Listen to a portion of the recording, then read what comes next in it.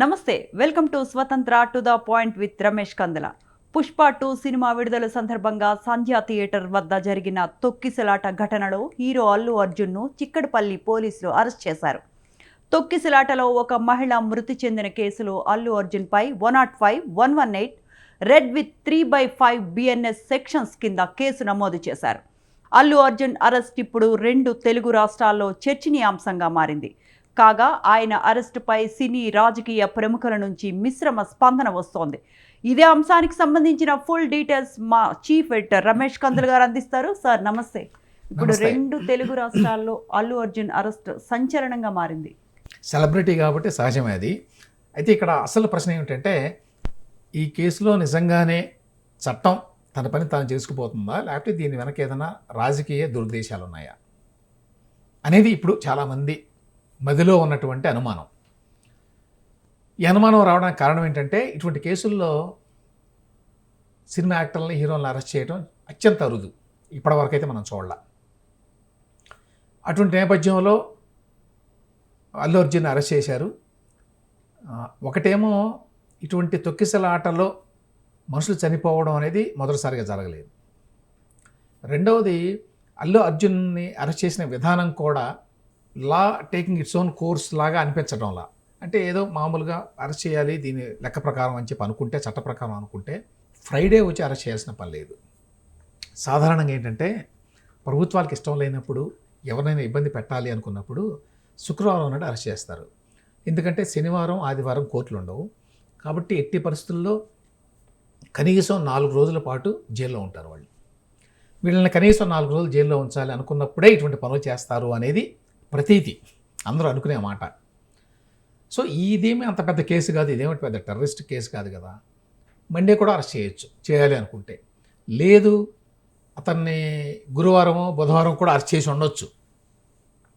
అలా కాకుండా శుక్రవారం నాడు అరెస్ట్ చేయటం, తర్వాత అరెస్ట్ చేసిన విధానం ఎట్లా ఉంది అంటే, అట్లీస్ట్ అల్లు అర్జున్ చెప్పిన మాటల ప్రకారం అయితే ఇంట్లోకి వచ్చారు, బెడ్రూమ్లో కూడా వచ్చేసారు, నన్ను బట్టలు మార్చుకోనివ్వలేదు, బ్రేక్ఫాస్ట్ కూడా చేయనివ్వలేదు, ఇట్లాంటివి నేను మాట్లాడాడు. అంత అవసరం కూడా ఏమి లేదు. అల్లు అర్జున్ ఎక్కడికి పారిపోడు. మామూలుగా పోలీసులు సాధారణ ప్రక్రియలు అరెస్ట్ చేసే విధానం ఎట్లా ఉంటుందంటే, అంత కొంపలేం మునిగిపోవు, మామూలు అరెస్ట్ అనుకుంటే వాళ్ళకి టైం ఇస్తారు బట్టలు మార్చుకోవడానికి, ఇంకేదన్నా చిన్న చిన్న పనులు ఏదైనా ఉంటే చేసుకోవడానికి, పిల్లలు ఎవరైనా ఉంటే వాళ్ళని వేరే వాళ్ళకి అప్పచెప్పడానికి, ఇవన్నీ టైం ఇస్తారు. ఇందులో పెద్ద కొంపలు మునిగిపోయే విషయం ఏమీ లేదు అని. కానీ అట్లా కాకుండా అర్జున్ చెప్పిన మాటల ప్రకారం అయితే పోలీసుల బిహేవియరు అనుమానాస్పదంగా ఉంది. ఇందులో అసలు అరెస్ట్ చేయాల్సిన అవసరం ఏముంది? 41A నోటీస్ ఇచ్చి ఇన్వెస్టిగేషన్ చేయొచ్చు కదా, ఇంట్రాగేషన్ చేయొచ్చు కదా. అరెస్ట్ ఎప్పుడు చేస్తారు జనరల్గా? ఏ కేసులో చేస్తారు అంటే, ఎవరైనా మర్డర్ చేసినా, లేకపోతే అటెంప్ట్ టు మర్డర్ కేసు అయినా కూడా వాళ్ళు అందుబాటులో ఉండరు, దొరకరు. ఒకసారి మనకు దొరికిన తర్వాత వదిలేస్తే తప్పించుకుపోతారు అనే అనుమానం కానీ, లేకపోతే అవైలబుల్ ఎవిడెన్స్ ఏదైతే ఉందో దాన్ని చెరిపేస్తారని కానీ, లేకపోతే అందులో ఉన్న సాక్షులను ప్రభావితం చేస్తారని కానీ అనుమానం ఉన్నప్పుడు అరెస్ట్ చేస్తారు. కోర్టులు కూడా అదే చెప్తారు పోలీసులు మామూలుగా. ఎందుకంటే ఇతను వదిలిపెట్టారంటే మీరు సాక్షులను ప్రభావితం చేస్తాడు, బెదిరిస్తాడు, లేకపోతే సాక్ష్యాలని తారుమారు చేస్తాడు, ఇట్లాంటివి చెప్తారు కారణాలు కూడా. ఈ కేసులో అటువంటివి ఏమీ లేవు. జరిగిందేంటో అందరికీ తెలుసు, అయిపోయింది అది, దాంట్లో చెరిపేయడానికి ఏమీ లేదు. అందువల్ల 41A నోటీస్ ఇవ్వకుండా ఎందుకు అరెస్ట్ చేశారు అనేది మరొక క్వశ్చన్. ఇంకా ఇందులో విశేషం ఏంటంటే, ఇప్పుడే వచ్చిన తాజా సమాచారం ఏంటంటే, ఈ కేసులో ఎవరైతే చనిపోయారో రేవతి అనే ఆవిడ, ఆమె భర్త ఆయన ఇచ్చినటువంటి కంప్లైంట్ మీద బేస్ చేసుకొని ఎఫ్ఐఆర్ రాశారు. ఆ ఎఫ్ఐఆర్ మీద బేస్ చేసుకొని కొన్ని అరెస్టులు చేశారు. అందులో భాగంగా ఇప్పుడు అర్జున్ను కూడా అరెస్ట్ చేశామని చెప్తున్నారు. తాజా వార్త ఏమిటంటే, ఆ భర్త ఇప్పుడు ఏం చెప్తున్నాడంటే, అల్లు అర్జున్ మీద కేసు విత్డ్రా చేసుకుంటా, నేను అల్లు అర్జున్ని అరెస్ట్ చేయాలనే ఉద్దేశంతో కేసు పెట్టలేదు, నాకు తెలియదు ఈ విషయం, నేను ఆసుపత్రిలో ఉన్నాను, వాళ్ళ అబ్బాయి ఆసుపత్రిలో ఉన్నాడు, ఇంకా అక్కడ ఉండగా తెలిసింది నాకు, పోలీసులు కూడా నాకు చెప్పలేదు ఇట్లా అల్లు అర్జున్ అరెస్ట్ చేస్తున్నామని, కేసు విత్డ్రా చేసుకోవడానికి నేను సిద్ధంగా ఉన్నాను అని చెప్పి ఒక వీడియోలో పేర్కొన్నట్ట, వీడియో కూడా చేసేట. సో దాన్ని బట్టి ఒకవేళ అల్లు అర్జున్ లాయర్ల కనుక ఇది కూడా ప్రవేశపెడితే ఈ కేసు ఇంకా వీక్ అవుతుంది. అది కాకుండా ఈయన మీద పెట్టిన కేసులు ఏమిటి, సెక్షన్స్ ఏమిటి, కొత్తగా వచ్చినటువంటి భారతీయ న్యాయ సంహిత కింద సెక్షన్స్ 105, 118 కింద పెట్టారు కదా. ఏమిటి సెక్షన్స్ అంటే 105 ఏమో deals with punishment for culpable homicide that is not murder. Okay, అంటే నేరుగా మర్డర్ చేయకుండా ఆ చావులో బాధ్యత పాత్ర ఉన్నది అనేదన్నమాట. ఇది ఉద్దేశపూర్వకంగా చేస్తేనేమో జీవిత ఖైదు లేకపోతే 10 సంవత్సరాల వరకు జైలు శిక్ష. ఉద్దేశపూర్వకంగా చేయలేదు, అన్ఇంటెన్షనల్గా అయింది చావు అయితేనేమో దీనికి కూడా 10 సంవత్సరాల వరకు జైలు శిక్ష అని ఉన్నది. ఇది కాకుండా 118 కూడా ఏంటి, ఉద్దేశపూర్వకంగా ఎవరికైనా సరే ప్రమాదం చేకూర్చటం. ఈ రెండు కూడా నేరుగా చూస్తే అల్లు అర్జున్కి అప్లై అవుతాయని చెప్పి అనుకోవట్లేదు నేను లీగల్గా. ఎందుకంటే అల్లు అర్జున్కి ఏ రకమైన సంబంధం లేదు ఇందులో. అల్లు అర్జున్ ఒక వ్యక్తి, అవతల ఇంకో వ్యక్తి, ఈ వ్యక్తి ఆ వ్యక్తికి ప్రమాదం కల్పించాడు అనుకోవడానికి లేదు. అక్కడ కొన్ని వందల వేల మంది జనం ఉన్నారు. అక్కడ ఒక థియేటర్ ఉంది, థియేటర్ ఎంప్లాయీస్ ఉన్నారు, బహుశా పోలీసులు కూడా ఎంతో కొంతమంది అయితే ఉండి ఉంటారు. ఇంతమంది ఉండగా అల్లు అర్జున్ ఒక్కడే బాధ్యుడు అని చెప్పి చెప్పడం కష్టం. వీళ్ళు ఎఫ్ఐఆర్ పెట్టినప్పుడు ముగ్గురిని అరెస్ట్ చేశారు. థియేటర్ ఓనర్స్లో ఒకరిని, మేనేజర్ని, తర్వాత లోవర్ బాల్కనీ ఇన్ఛార్జ్ అట ఆ థియేటర్కి, ముగ్గురిని అరెస్ట్ చేశారు అని అప్పట్లో ప్రెస్ నోట్ ఇచ్చారు. ఇప్పుడు తాజాగా నేను కొన్ని టీవీలో చూసింది 7 వరకు అరెస్ట్ చేశామన్నారు. ఎవరో తెలియదు ఆ 7, మిగతా 4. ఇప్పుడు అల్లు అర్జున్ని 11వ నిందితుడిగా పెట్టారట. అందులో 11వ నిందితుడిని అంత అర్జెంటుగా అరెస్ట్ చేయాల్సిన అవసరం ఏముంది అంటే మిగతా వాళ్ళు కూడా నిజానికి అరెస్ట్ చేయాల్సిన అవసరం లేదు. కాకపోతే వాళ్ళు సెలబ్రిటీలు కాదు కాబట్టి మనం మాట్లాడడం వల్ల ఆ మేనేజర్ కానీ థియేటర్ ఓనర్ కానీ వాళ్ళు. అంటే త్రివిక్రమ్ కూడా వెళ్ళారు సార్ ఆ రోజు. త్రివిక్రమ్ మీద కూడా కేసు పెట్టినట్టున్నారు. త్రివిక్రమ్ అంటే ఎఫ్ఐఆర్లో లేదు ఆ పేరు. తర్వాత చేర్చుకోవచ్చు ఏదైనా. ఎఫ్ఐఆర్లో అయితే ఆ పేరు లేవు. తర్వాత వాళ్ళు ఇచ్చిన ఫస్ట్ ప్రెస్ నోట్లోనైతే అరెస్టు జాబితా ఇచ్చారు, అందులో వాళ్ళ ముగ్గురు పేర్లే ఉన్నాయి, పోలీసుల పేరుతో ఇచ్చింది. అయితే ఇక్కడ ప్రధానంగా చాలామంది మాట్లాడేది ఏంటంటే, ఇక్కడ చెప్పుకోవాల్సిన విషయం ఒకటి ఉంది. ఎవరైతే ఈ పిచ్చి హీరో వర్షిప్లో ఉంటారో, ఒక కల్ట్ మాదిరిగా ఆ హీరోలు ఫాలో అవుతారో, ఏ పిచ్చి జనం అయితే ఈ సినిమా థియేటర్లకు రష్గా ఉంటుందని తెలిసి కూడా వెళతారో, వాళ్ళే మళ్ళీ ఇట్లాంటివి ఏదైనా జరిగినప్పుడు ఆ యాక్టర్ది అంతా బాధ్యత అంటారు. ఈ రెండు ఎక్స్ట్రీమ్స్ అన్నమాట. పోలీసులు కూడా ఏమన్నారంటే, అసలు మాకేమీ చెప్పకుండా వచ్చాడు అల్లు అర్జున్, అతను అట్లా చెప్పకుండా రావడం వల్లే అక్కడ తొక్కిసలాట జరిగింది, ఆ స్టాంపీడ్లో ఇదంతా జరిగింది అని మాట్లాడడం ప్రారంభించారు. అది బహుశా నిజమే కాబోలు అన్నట్టుగా అనుకున్నారు చాలామంది. ఇప్పుడు లేటెస్ట్ ఏంటంటే, సంధ్యా థియేటర్ వాళ్ళు లెటర్ రిలీజ్ చేశారు. ఇది December 2 మేము పోలీసులకు ఇచ్చాము అని. ఏమని ఇచ్చారు ఈ లెటర్? అసిస్టెంట్ కమిషనర్ ఆఫ్ పోలీస్కి 12/2/2024న ఇచ్చిందనమాట. అంటే 2 days బిఫోర్ ఈ షో. ఏమని ఇచ్చారు? Subject request for arrangement of Bandobast on 4/12/2024 and 5/12/2024 at Sandhya 70mm theatre releasing of Pushpa 2 regarding. ఇందులో ఏం రాశారు?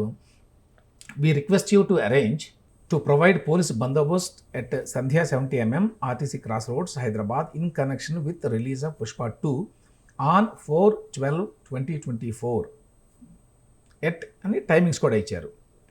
దీనికి సంబంధించి ఏమన్నారంటే వీళ్ళు the hero, heroine and VIPs and production unit of the film are coming to see the movie. ఇంత క్లియర్గా వీళ్ళు రాశారు. ఇందులో 4 shows అని కూడా రాశారు. సంధ్యా సినీ ఎంటర్ప్రైజెస్ 70mm థియేటర్ మేనేజర్ ఈ లెటర్ రాశారు. మరి ఇప్పటి వరకు పోలీసులు మాకు ఎటువంటి సమాచారం లేదని చెప్తున్నారు. మరి ఈ లెటర్ అయితే బయటకు వచ్చింది వాళ్ళు ఇచ్చినట్టుగా. ఇందులో యాక్చువల్గా స్టాంప్ కూడా ఉంది పోలీసులది.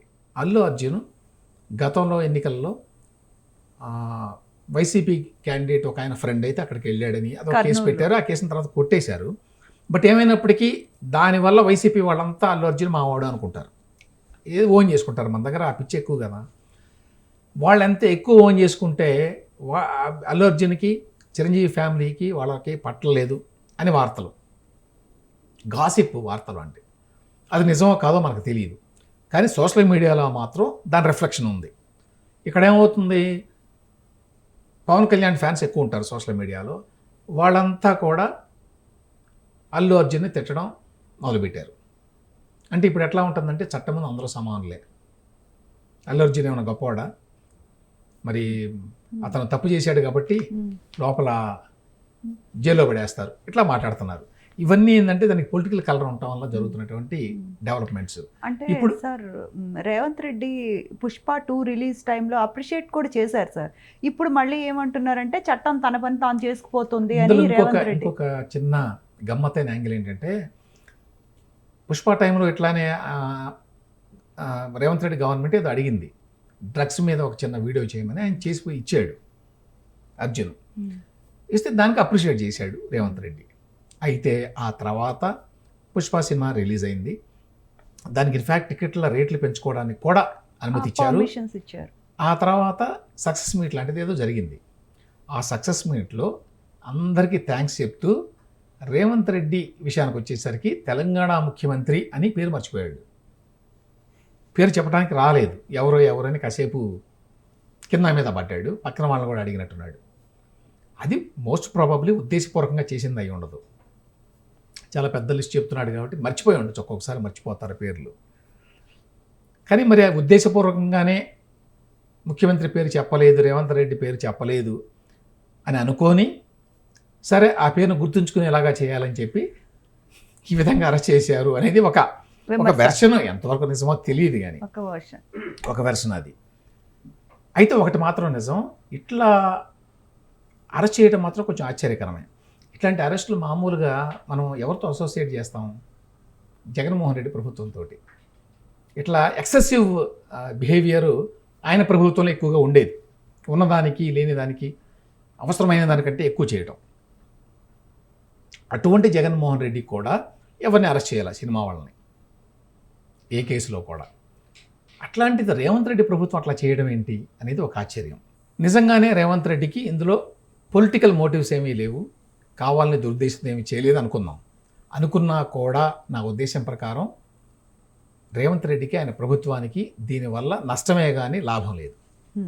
ఒకవేళ నిజంగానే ఆయనకి ఏమీ సంబంధం లేదు అని అనుకున్నా కూడా ఇది పోలీసుల తొందరపాటు చర్య, which will actually damage Revanth Reddy governments reputation. ఎందుకంటే నిజంగానే ఒక పెద్ద నేరం చేసి ఉంటే అరెస్ట్ చేస్తే అది వేరే విషయం. కానీ ఇది అరెస్టు చేయవలసినటువంటి కేసులాగా అనిపించడం వల్ల అందరికీ అంత తీవ్రమైన రెస్పాన్స్ ఎందుకు, ఏముంది ఇందులో? అంటే 14 days రిమాండ్ కూడా విధించారు. ఇప్పుడు మరి రిమాండ్ కూడా విధించారని చెప్తున్నారు. అంటే మన దగ్గర కోర్టులు ఎట్లా ఉంటాయంటే, మేజిస్ట్రేట్ కోర్టులు పోలీసులు ఎవరినైనా అరెస్ట్ చేసి తీసుకెళ్ళి అక్కడ పెట్టడం ఆలస్యం, వాళ్ళు 14 రోజులు రిమాండ్ అడుగుతారు చట్ట ప్రకారం. వెంటనే మేజిస్ట్రేట్ గారు ఇచ్చేస్తాడు. ఎందుకు రిమాండ్? ఇక్కడ ఇది కూడా నాకు ఒక ప్రశ్న, అర్థం కాని ప్రశ్న ఏంటంటే, రిమాండ్ ఎప్పుడు విధించాలంటే ఈయన అవసరం ఉంది, ఈయన్ని బందీగా ఉంచాలి, లేకపోతే ఈ కేసుకు నష్టం, ఇన్వెస్టిగేషన్కి ఇబ్బంది, బయట మ్యానిపులేట్ ఏమైనా చేయొచ్చు అన్న ఆ ఇన్వెస్టిగేషన్కి ఇబ్బంది అని అనుకున్నప్పుడు, అది కూడా మ్యాజిస్ట్రేట్ కన్విన్స్ అయినప్పుడు రిమాండ్కి పంపించాలి. ఇదేదో ఆటోమేటిక్గా పోలీసులు ఇట్లా అరెస్ట్ చేయటం, వెంటనే రిమాండ్కి పంపించడం అనేది ఈ మధ్యకాలంలో చూస్తున్నాం మనం ప్రతిసారి. అది ఎందుకు జరుగుతుంది అనేది అర్థం కాని విషయం. ఇప్పుడు హైకోర్టులో పిటిషన్ వేసుకున్నారు వీళ్ళు, లంచ్ మోషన్ అయితే వేసినట్టున్నారు, ఇప్పటికప్పుడు టేకప్ చేశారు వాళ్ళు. మరి అది అరౌండ్ 4-4:30 చేయటం వల్ల అప్పటిదాకా వెయిట్ చేయకుండా మరి మ్యాజిస్ట్రేట్ గారు ఆయన అయితే పంపించేసినట్టున్నారు, చెంచల్గూడ జైలుకి పంపిస్తున్నారు. క్వాష్ పిటిషన్ కూడా వేశారు. అయితే క్వాష్ పిటిషన్ ఇప్పుడు హైకోర్టులో ఉన్నది, అది మరి హియరింగ్స్ జరుగుతూ ఉంటే దానికోసం ఈయన వెయిట్ చేయలేదు ఒకటి. రెండవది నాకు అర్థం కాని విషయం ఏంటంటే, క్వాష్ పిటిషన్ వేశారు అని చెప్తున్నారు. క్వాష్ పిటిషన్ అంటే ఏంటంటే, ఈ కేసులో ఎటువంటి మెరిట్ లేదు, నా మీద పెట్టిన కేసులో నాకే రకమైన సంబంధం లేదు, కాబట్టి ఈ కేసును, నా పేరుని అందులోంచి తీసేయండి అని అర్థం. అది క్వాష్ పిటిషన్ అంటే. నవ్వు ఏ కోర్టు అయినా, హైకోర్టు క్వాష్ పిటిషన్ని కన్సిడర్ చేయాలి అంటే బెయిల్ వేరు, క్వాష్ వేరు. క్వాష్ అంటే ఏంటి? కంప్లీట్గా కేసును తీసేయడం. కంప్లీట్గా కేసును తీసేయడానికి కోర్టులు తొందరపడవు, ఎస్పెషల్లీ హైకోర్టు. ఎందుకంటే అంటే అసలు క్వాష్ పిటిషన్ వేసేదే హైకోర్టులో. ఆ కేసు మంచి చెడుల్ని పరిశీలించి అప్పుడు కానీ వాళ్ళు క్వాష్ చేయలేరు. దానికి టైం ఎక్కడ ఉంటుంది? అది అరగంటలో, గంటలో, 2 గంటలు అయ్యేది కాదు కదా. చాలా హీరింగ్స్ ఉండాలి, వాళ్ళు వీళ్ళు అని చెప్పాలి, అప్పుడు ఒక నిర్ణయానికి వస్తారు ఈ కేసులో నిజంగానే ఏమైనా సరుకు ఉందా లేదా, ఈ కేసులో ఇతనికి సంబంధం ఉన్నదా లేదా అని. అది అప్పటికప్పుడు నిర్ణయించేది కాదు.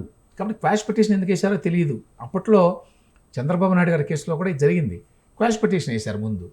క్వాష్ వేస్తే వాళ్ళు ఎవరు క్వాష్ని మరి ఒప్పుకోలేదు. చివరికి మళ్ళీ బెయిల్ వేసుకోవాల్సి వచ్చింది. పొలిటికల్గా ఇది ఇంతకుముందు చెప్పినట్టు ఏంటంటే ఖచ్చితంగా చాలా నష్టం జరిగేటువంటి పరిణామం. ఎందుకు తెచ్చిపెట్టుకున్నాడో నాకు తెలియదు రేవంత్ రెడ్డి. ఇది నిజంగానే పోలీసులు వాళ్ళంతా వాళ్ళు చేసినా కూడా తొందరపడొద్దు అని చెప్పాల్సిన అవసరం ప్రభుత్వానికి ఉంది. ఎందుకంటే అల్టిమేట్గా దీని ప్రభావం గవర్నమెంట్ మీద పడుతుంది. పోలీసుల మీద ఏం పడుతుంది, ఏమున్నది కదా, వాళ్ళకే ఉంటుంది.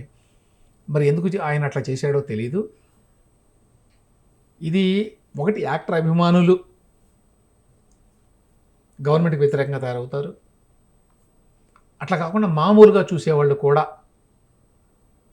అభిమానులు కాకపోయినా ఎందుకు ఇంత తొందరపడతాను, ఎందుకు ఇంత అగ్రెసివ్గా ఉండాలి, ఈ కేసులో ఏముందని ఇంత అగ్రెసివ్గా ఉండటానికి. మామూలుగా నిజంగానే ఇతర పాత్ర ఏదైనా ఉంటే విచారించిన తర్వాత అవసరం అనుకుంటే అప్పుడు అరెస్ట్ చేయొచ్చు కదా. అంటే సార్ చనిపోయిన మహిళ భర్తే నేను ఈ కేసుని తీసుకుంటున్నాను, బ్యాక్ తీసుకుంటున్నాను అన్నప్పుడు ఇంకా కేసు ఏముంది సార్? అయితే ఆ ప్రాసెస్ ప్రొసీజర్ జరగాలి కదా. మనం మాట్లాడుకున్నట్టు కదా, అదే చెప్పాను ఇందాక, కోర్టులో ప్రొసీజర్స్ ఉంటాయి కదా. ఇప్పుడు అతను ఆ మేరకు ఒక స్టేట్మెంట్ ఇచ్చి ఒక లాయర్ ద్వారా దాన్ని తీసుకెళ్లి కోర్టులో పెట్టాలి. అల్టిమేట్గా ఈ కేసు నిలబడుతుందని నేనైతే అనుకోవట్లేదు. ఏ వైపు నుంచి చూసినా ఈ లేఖ నిజమైనా లేదు, ఆ చనిపోయిన అమ్మాయి భర్త అతను చెప్పినట్టుగా ఒక అండర్టేకింగ్ ఇచ్చినా ఈయనకి బాధ్యత లేదు అని ఇచ్చినా కూడా పోలీసులు కావాలి అనుకుంటే లేదు ఆయనకి బాధ్యత ఉన్నది అని చెప్పి ఇంకొకటి ఎఫిడవిట్ వేయచ్చు. ఆ పాసిబిలిటీ కూడా ఉంది. బికాస్ ఇన్వెస్టిగేషన్ చేసేది మేము చెప్తాము ఇతని బాధ్యత ఉందో లేదో, అతను ఎవరు చెప్పడానికి అని పోలీసులు అనడానికి కూడా అవకాశం ఉంది. పోలీసులకి వాళ్ళకి అధికారం ఉంది ఎవరు నిందితులు అని చెప్పి గుర్తించడానికి. ఆ వ్యక్తి చెప్పిన మాట చెప్పొచ్చు కావాలంటే, కానీ మా దర్యాప్తులో మాత్రం ఇతని పాత్ర ఉందని తేలింది అని చెప్పొచ్చు వాళ్ళు కోర్టులో. అయినప్పటికీ కూడా ఈ కేసులో అల్లు అర్జున్ని కల్పబుల్ చేయటం, నేరస్తుడిగా నిరూపించడం సాధ్యమయ్యే పని కాదు అనేది నా అభిప్రాయం. జనరల్గా క్వాష్ అంత తొందరగా జరగదు నాకు తెలిసినంత వరకు కూడా, ఇప్పటివరకు మనం చూసిన కేసుల్లో. కాబట్టి అనుమానమే నాకు క్వాష్ వస్తుందా లేదా అనేది. రేవంత్ రెడ్డికి ఇంకొక సమస్య ఏమిటంటే ఈ మధ్య కాలంలోనే నాగార్జున వ్యవహారం అయింది. అందులో కూడా ఆయన గవర్నమెంట్లో ఉన్నటువంటి మినిస్టర్ ఏదో కామెంట్ చేసిందని ఆ గొడవ అవ్వడం, అది కోర్టుకు వెళ్ళడం తెలుసు మనకి. ఇది రెండో కేసు. దీనివల్ల ఏమవుతుంది, ఓవరాల్గా ఈ కాంగ్రెస్ గవర్నమెంట్కి ఫిల్మ్ ఇండస్ట్రీకి మధ్య ఏదో పట్టలేదు, వీళ్ళేదో వ్యతిరేకం ఫిల్మ్ ఇండస్ట్రీకి అనేటువంటి అభిప్రాయం ఏర్పడే ప్రమాదం కూడా ఉంది దీనివల్ల. అది నాగార్జునది ఫస్ట్ టైం కాబట్టి అప్పుడే కొంత ఆశ్చర్యపోయారు అందరూ. ఇప్పుడు సెకండ్ టైం ఇది అవ్వడం అయిన తర్వాత సినిమా ఇండస్ట్రీలో అందరూ కూడా, ఎస్పెషల్లీ అల్లు అర్జున్కి వాళ్ళ కుటుంబంలో పడినా పడకపోయినా కూడా ఆల్ సైడ్ అండ్ డన్, వాళ్ళంతా ఒకటే ఫ్యామిలీ కదా, చిరంజీవి మిగతా వాళ్ళంతా అందరూ వెళ్ళారు కదా, మీట్ అయ్యారు కదా. సో బయట ఈ స్పెక్యులేషన్ ఏదైనా కానీ షూటింగ్స్ ఆఫ్ చేసి, విశ్వంభర షూటింగ్ లో ఉన్నారు చిరంజీవి గారు, ఆఫ్ చేసి మరీ వెళ్ళారు. అదే, అందువల్ల వాళ్ళంతా కూడా దీని ఇంపాక్ట్ ఫీల్ అవుతారు కదా, మిగతా వాళ్ళు కూడా. ఇంకా చాలామంది యాక్టర్స్ ఉన్నారు కాబట్టి ఆ ఫ్యామిలీలో. కాబట్టి ఓవరాల్గా సినిమా ఇండస్ట్రీకి కాంగ్రెస్ గవర్నమెంట్ వ్యతిరేకంగా ఉంది. గతంలో ఏ విధంగానైతే జగన్మోహన్ రెడ్డి ప్రభుత్వాన్ని అనుకున్నారో వీళ్ళు సినిమా ఇండస్ట్రీని హెరాస్ చేస్తున్నారు, వేధిస్తున్నారు అనే అభిప్రాయం కలిగింది కదా, అదే ఇప్పుడు కూడా కలిగే ప్రమాదం ఉంది. ఇందులో ఇంకో చిన్న గమ్మత్ ఏమిటంటే పవన్ కళ్యాణ్ ఒక ట్వీట్ చేశాడు. దేన్ని ఉద్దేశించి చేశాడో తెలియదు. అదేంటి, united we stand, divided we fall అని. కలిసి ఉంటే మనం అంతా చాలా స్ట్రాంగ్గా ఉంటాం, అదే విడిపోతే బలహీనం అవుతాం, పడిపోతాం అని. అంటే కలిసి లేవు కాబట్టి నువ్వు పడిపోయావు అనే ఉద్దేశంతో అన్నాడు అనేది కొంతమంది అభిప్రాయం. అల్లు అర్జున్ ఎంతవరకు వాస్తవమో తెలియదు. దీంట్లో ఇంకొక యాంగిల్ ఏంటంటే ఇదంతా ఎందుకు జరుగుతుంది ఇప్పుడు అనవసరంగా, ఇది తెలుగు రాష్ట్రాల్లోనే కాదు మొత్తం దేశవ్యాప్తంగా కూడా న్యూస్. ఇప్పుడు అల్లు అర్జున్ని అరెస్ట్ చేయటం ఎందుకు రేవంత్ రెడ్డి ప్రభుత్వం ఇది కొని తెచ్చుకున్నది ఈ సమస్యని ఏమంటారు దీన్ని, అన్డిజైరబుల్ అటెన్షన్. ఎందుకు అనవసరమైన అటెన్షన్ అది. అల్లు అర్జున్కి మధ్యంతర బెయిల్ వచ్చింది సార్. అవును, మధ్యంతర బెయిల్ వచ్చిందని చెప్తున్నారు. అంటే క్వాష్ పిటిషన్ ఇంతకుముందు చెప్పినట్టు క్వాష్ చేయడానికి సాధ్యం కాదు కాబట్టి మధ్యంతర బెయిల్ ఇచ్చారు. అది గ్రేట్ రిలీఫ్, డౌట్ లేదు. లేకపోతే 3 రోజుల పాటు చెంచల్ కూడా జైల్లో క్రిమినల్ లాగా ఉండాల్సి వచ్చేది. అయితే మొత్తం మీద మళ్ళీ చివరికి నా కంక్లూజన్ ఏంటంటే, రేవంత్ రెడ్డి ఆయన తెలిసి చేశాడా, తెలియక చేశాడా, ఉద్దేశపూర్వకంగా చేశాడా, అన్ఇంటెన్షనల్గా చేశాడో తెలియదు, కానీ ఏ విధంగా చేసినా కూడా ఇది అవసరమైన దానికంటే ఎక్సెసివ్గా లేనిపోని సమస్యని తల మీద పెట్టుకున్నాడు. ఇది దీనివల్ల ఆయనకి, కాంగ్రెస్ ప్రభుత్వానికి కూడా చాలా నష్టం. సినిమా ఇండస్ట్రీ నుంచే కాదు, సినిమా ఇండస్ట్రీ నుంచి మామూలుగా నెగిటివ్ యాటిట్యూడ్ ఉంటే పెద్ద పోయేది ఏమి లేదు గవర్నమెంట్కి. కానీ జనంలో చూసే వాళ్ళకి ఎందుకు ఈ స్థాయిలో ఇంత అరాచకంగా ప్రవర్తించింది ప్రభుత్వం, అంత అవసరమే ఉంది, నిజంగానే ఈ కేసుని చట్ట ప్రకారం మనం డీల్ చేయాలి అనుకుంటే ఆ ప్రకారం డీల్ చేయాల్సి ఉంది. అట్లా చేయకుండా కావాలని దురుసు ప్రవర్తన చట్టపరంగా చేశారు అనేటువంటి అభిప్రాయం కలిగింది. చట్టాన్ని ఉపయోగించి దురుసు ప్రవర్తన ఇది.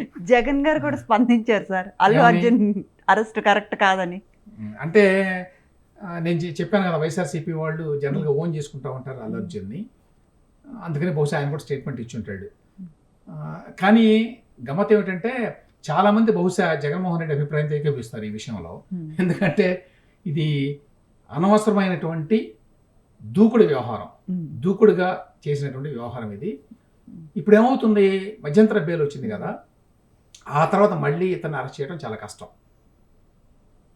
ఇది మధ్యంతర బెయిలే, ఇంటరిం బెయిలే, ఇది ఏమనాలి, ఫుల్ ఫ్లెడ్జ్డ్ బెయిల్ కాదు. అయినా కూడా మళ్ళీ అరెస్ట్ చేస్తారని నేనైతే అనుకోవట్లా. ఇప్పటికే తెలిసి ఉంటుంది రియాక్షన్ ఎట్లా ఉంది, ఎందుకు అనవసరంగా జనంలో దీనివల్ల నెగిటివిటీ పెరిగింది మన ప్రభుత్వం. అంటే మన ఇండియన్ హిస్టరీలోని ఇలాంటి తొక్కిసలాటలు కామన్ గా జరుగుతూ ఉంటాయి. చాలా ఇలాంటి ఘటనలు చాలా చూసాము, చనిపోయారు. ఈ ప్రీ రిలీజ్ ఈవెంట్స్ లో కూడా చాలా మంది చనిపోయిన దాఖలాలు చూసాం మనం. అంటే ఒకటి, గతంలో చనిపోయారు కాబట్టి ఇప్పుడు కూడా ఊరుకోవాలా అంటారు కొంతమంది, కానీ ఇష్యూ అది కాదు. ఇష్యూ ఏంటంటే అందులో అల్లు అర్జున్ పాత్ర ఎంత ఉంది అనేది, అది కదా ఇంపార్టెంట్. ఇటువంటి గతంలో జరిగినాయి, గతంలో ఎవరి మీద కేసులు పెట్టలేదు అనేది నిజం. ఇప్పుడు కేసులు అందుచేత పెట్టవద్దని ఎవరు అంటలా, కానీ యాక్చువల్గా అతని కల్పబిలిటీ ఏంటి, అతని పాత్ర ఏమిటి, అతన్ని పూర్తిగా అసలు ఇన్నోసెంట్ అని చెప్పి ఎవరు అంటలేదు. కానీ అతన్ని ఏదో ఇందులో ప్రధాన నిందితుల్లాగా ట్రీట్ చేసి అప్పటికప్పుడు అరెస్ట్ చేయాల్సిన అవసరం ఉందా అనేదే ప్రశ్న, అంతే. అంతేగాని అతను ఏదో ప్రత్యేకమైన వ్యక్తి అని కాదు. ఏమైనప్పటికీ ఇది రేవంత్ రెడ్డి అనవసరంగా తెచ్చిపెట్టుకున్న తలనొప్పి అనేది నా ఉద్దేశం. రైట్, థ్యాంక్ యూ రమేష్ గారు.